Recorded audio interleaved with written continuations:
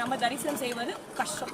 ஏன்னா ஒரு பக்கம் நம்ம பார்க்கும் பொழுது முருகர் வள்ளியோடு நம்ம தரிசனம் பண்ணலாம், இந்த பக்கம் பார்க்கும் பொழுது முருகப்பெருமான அம்மையார் தெய்வானையோடு நம்ம தரிசனம் செய்யலாம். ஒருவனுக்கு ஒருத்தி அப்படியே ஒரு தத்துவத்தில் இந்த திருக்கோயிலில் அருள்மிகு ஸ்ரீ முருகப்பெருமானும் வள்ளி தெய்வானை சமேதராக வீற்றிருப்பது ஒரு தனி சிறப்பு. இந்த கோயிலில் சுந்தர கோலத்தோட முருகப்பெருமான் காட்சி தந்துட்டு இருக்காரு. மண்டபத்தில் ஓரத்தில் நம்ம பார்க்கும் பொழுது அரச மரத்தடியில் நாகங்கள் நாக சந்நிதிகள் அமைக்கப்பட்டிருப்பது தனி சிறப்பு. இந்த இடத்துல இன்னொரு சிறப்பு என்னன்னா, அந்த அரச மரத்தடியில் குழந்தை வேண்டி வர கேட்குறவங்களுக்கு அந்த இடத்துல அழகான ஒரு தொட்டில் கட்டி அவங்க வேண்டிட்டு போறாங்க. தொட்டில் கட்டி அவங்க மறு வேண்டுதல் அடுத்த தடவை அவங்க வர்றதுக்குள்ளேயே அவங்களுக்கு குழந்தை பாக்கியம் இறைவன் அவங்களுக்கு அருள் செய்கிறாரு.